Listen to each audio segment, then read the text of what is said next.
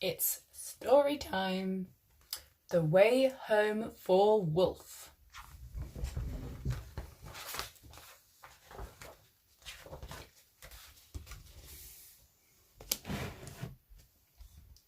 As a rainbow of lights flickered soft in the night, dusting diamonds of ice in a desert of white, the wild whipping wind, it whistled its tune to a howling of wolves and a shimmering moon.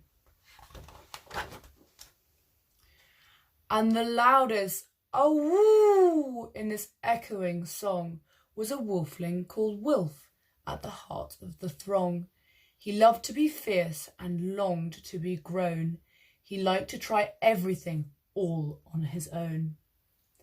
"Look at me, I am big, I am tough," he would growl, whilst he showed off his strength and practised his prowl. One night it was time for the wolves to move on. New folks had moved in and their shelter was gone. So they left right away to find a new cave.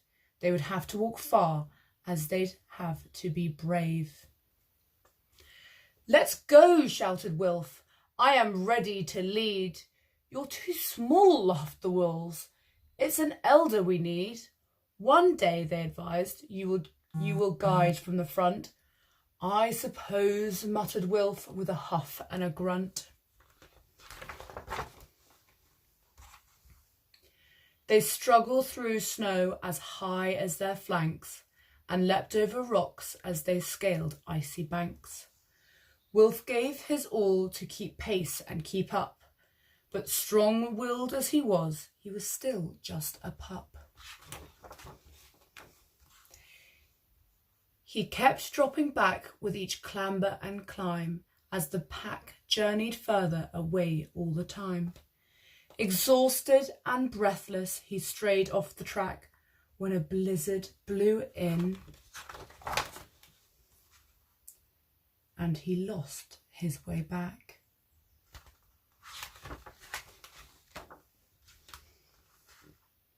Wilf longed to howl, "Help!" and to holler it loud, but his throat was too hoarse and his heart was too proud. He lay on the tundra, his tail curled up tight. A blanket of stars was his bed for the night. Until crack went the ice, crack and creak. Wilf jumped to all fours with a deafening shriek. He stuck out the claws on every limb. He had to hold on, 'cause wolflings can't swim. Then he fell, rolling and spinning. It felt like the end, but it was just the beginning. Since somebody down there had heeded his scream, and she swooped from beneath like a watery dream.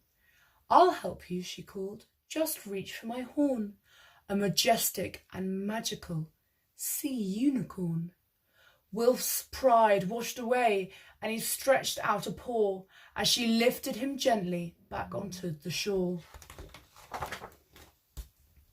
"Don't worry," she sung before dipping her brow. "My friend, Mr. Walrus, will help you out now." And there, right behind him, a huge, tusky fellow lifted his whiskers and let out a bellow.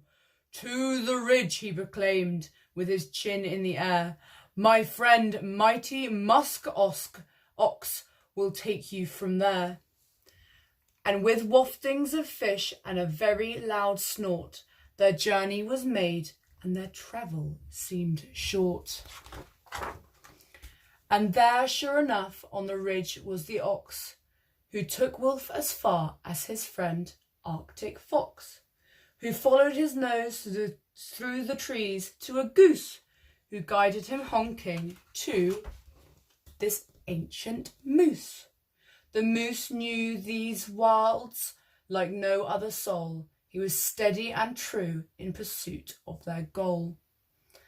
As twilight closed in, Moose sang out a call to a fluttering, tiny fluff ball.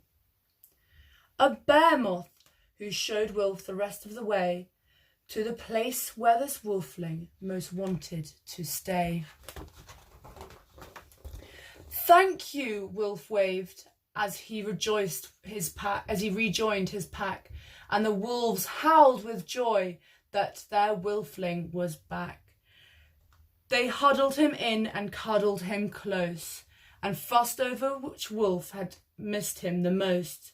Wilf, he knew then that when all come together, the darkest of times are easy to weather. So he bowed to the narwhal, ox, walrus and goose. He vowed to the fox and the moth and the moose. "If ever I meet one who's strayed off their track, I'll help them along by guiding them back." And true to his word, Wilf is different now, and his world seems much smaller and warmer somehow. Since wherever life takes you, wherever you roam, we're all just a handful of friendships from home.